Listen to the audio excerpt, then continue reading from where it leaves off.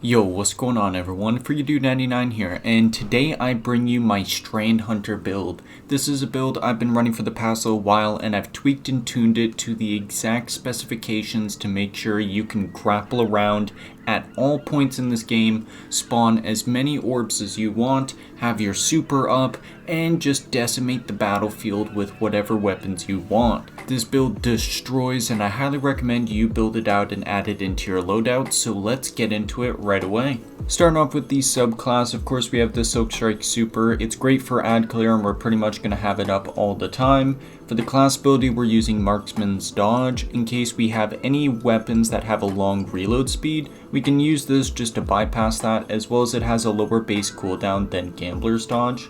For our grenade, we're using the Grapple. Now, Shackle Grenade and Threadling Grenade are both very good and have their own uses, but I find Grapple is just too much fun to not use in your build.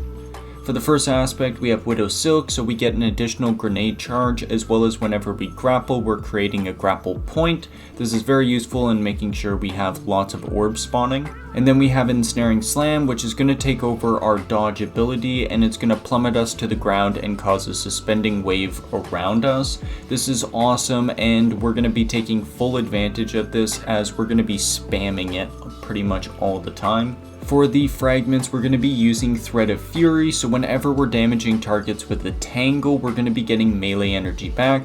This is important, as we'll touch on in our mods. We're using Thread of Generation, so whenever we're damaging any enemies, we're just getting our grapple back faster. Then we have Thread of Mind, which is defeating suspended targets grants class ability energy. This is going to feed into a loop of us spamming Ensnaring Slam, as we're going to cause a suspending wave around us. We're going to defeat those enemies, and then we're going to be able to do our suspend wave again. And then we have Thread of Continuity, so our Suspend, Unravel, and Sever effects all have increased duration. This is wonderful, especially when it's applying to champions, as soon as they get out of that Suspend, it can be pretty dangerous, and the longer they're in it, the better it is for us, as we can actually kill them. Now that's going to do it for the subclass. Moving on to the weapons, you have a lot of flexibility here.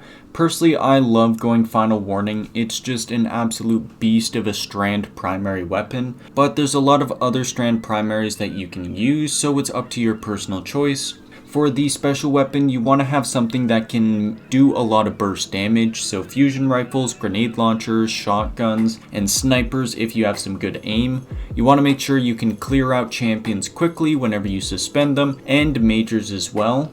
And then for your heavy weapon, you can really use anything as well. Rocket launchers, machine guns, even linear fusions or swords. There's a lot of good options this season, and it's all up to your personal preference. Personally, I love using Circular Logic with the Hatchling perk to spawn a bunch of Threadlings.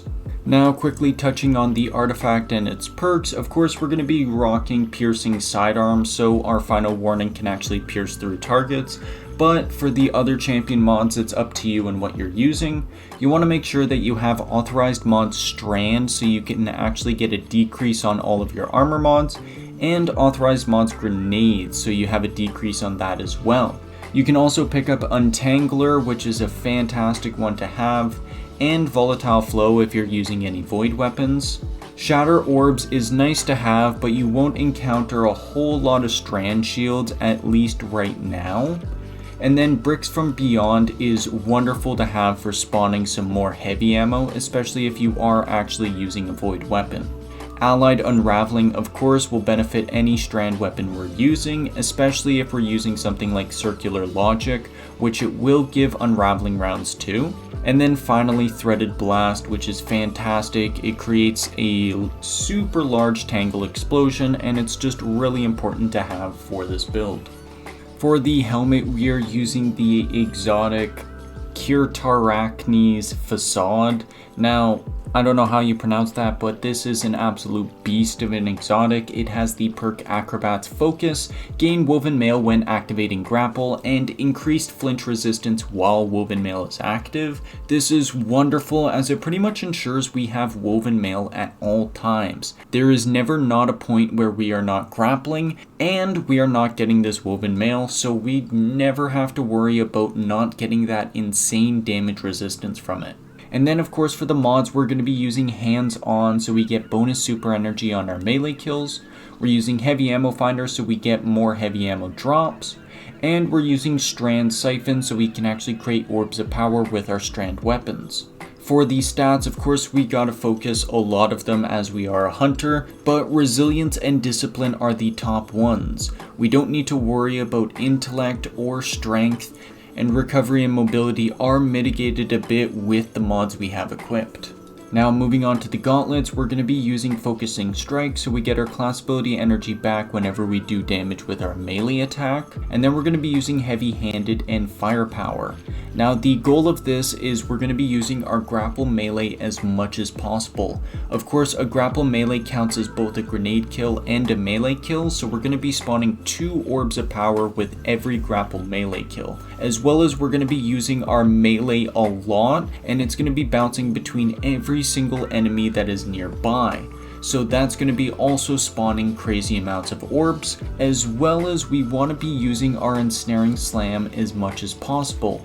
This is where focusing strike comes in a huge amount of handy, as with our grapple melee and our rope dart melee, we pretty much always have it up and we're always getting class ability energy back. Now moving on to the chest piece here, it's just all resistances. It all depends on what kind of resistance you're coming against and what you need. Of course, if you want to run a reserves mod, that is totally up to you. Personally, me, I love just rocking pure resistance, as I find in some of the harder content, it can get really crazy with the amount of damage we're facing.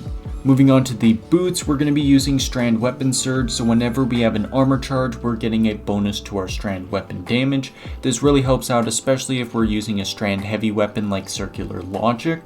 And then we're using stacks on stacks, so whenever we pick up an orb of power, we're getting an additional armor charge. And then we're using recuperation, so whenever we're picking up an orb of power, we're getting a burst to our health. This ensures that whenever we're doing a grapple melee and those 2 orbs of power respawn, we can immediately pick them up and get a burst of healing to us and continue doing grapples and melees.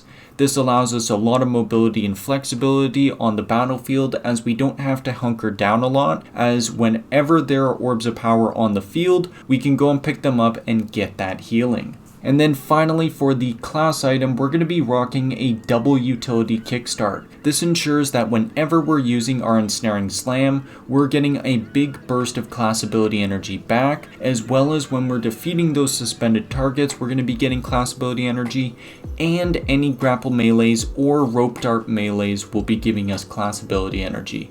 This makes it so we can spam ensnaring slam. Any champions we come against, any tormentors, any enemies at all, we can have our ensnaring slam up at any point and use it. This is really wild to have, and it's a lot of fun once you get into the rhythm. And then finally, we're going to be using Fonta Restoration. Now this is just because I have a very subpar recovery, and it helps out when you collect an armor charge and hunker down for a bit. Having that extra boost to recovery helps out a lot and ensures that you can get back into the action a lot quicker. Now this hunter build has been so much fun to run. I love using the grapple, and creating all these grapple points around the battlefield for you and your teammates to use is so much fun, especially seeing titans and warlocks flying around, spawning their threadlings and sending out suspending waves. You really help out your teammates a lot, and you just do tons of crowd control and damage to the enemies.